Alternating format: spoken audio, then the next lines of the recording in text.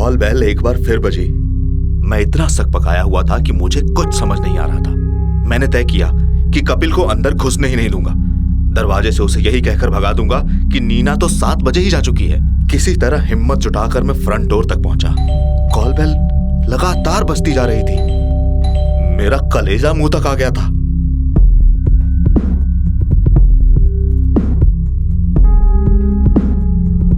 बड़ी मुश्किल से मैंने अपने आप को संयमित किया और दरवाजा खोला, पर मेरे सामने कपिल नहीं, कोई लड़की खड़ी हुई थी। वो मेरी ही उम्र की थी, दिखने में बेहद खूबसूरत। वो बारिश में पूरी तरह भीग चुकी थी, पानी से सराबोर। उसका बदन संगमरमर सा लग रहा था। उसे देखकर उस स्थिति में भी मुझे उस शाम की और मेहर की याद आ गई। उसके भीगे हुए बाल लटों में उसके चेहरे, लंबी सुराहीदार गर्दन पर आए हुए थे। सर से पैर तक भीगी हुई लड़की सूखे पत्ते की तरह कांप रही थी।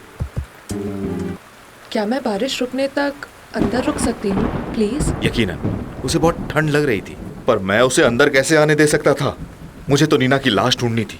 उस लड़की ने मेरा असमंजस भरा चेहरा भांप लिया। मुझे गलत मत समझिए, मेरी स्कूटी खराब हो गई है और यहाँ आसपास आपके फार्म हाउस के सिवा कोई जगह दिखाई नहीं दी जहाँ मदद मांग सकूं।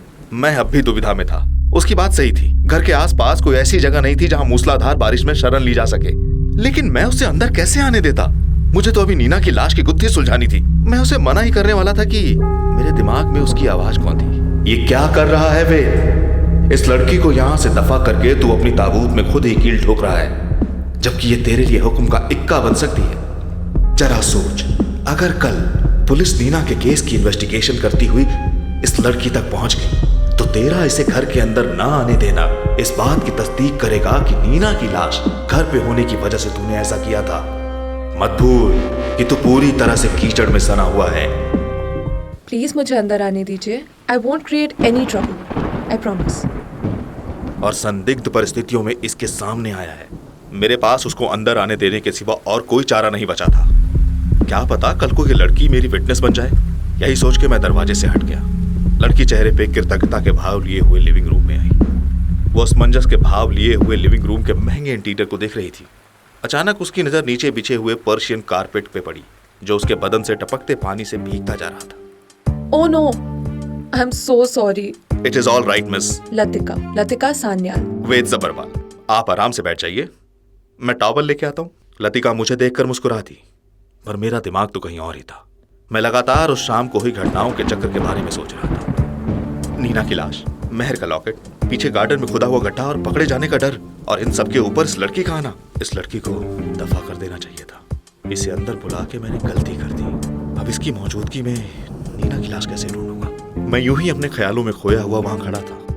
ना मैं अपनी जगह से टॉवल लेने के लिए हिला और ना ही मेरी नजर लतिका से ढलकी। दूसरी तरफ लतिका इन सब बातों से अनजान, मेरे यूं घूरने से थोड़ी असहज हो गई थी। वो मुझसे आंखें मोड़कर दूसरी तरफ देखने लगी। मैं अपने ख्यालों से हड़बड़ाहट में बाहर आया।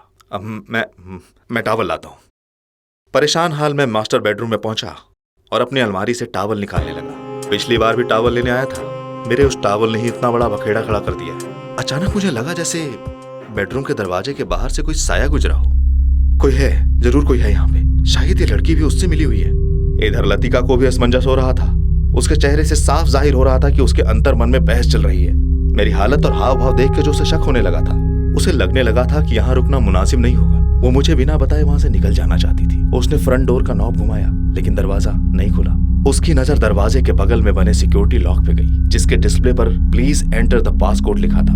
लतिका का दिल बैठ गया। वो चूहेदानी में फंसी हुई चूहिया के समान फंस चुकी थी। वेद ने किसका साया देखा था?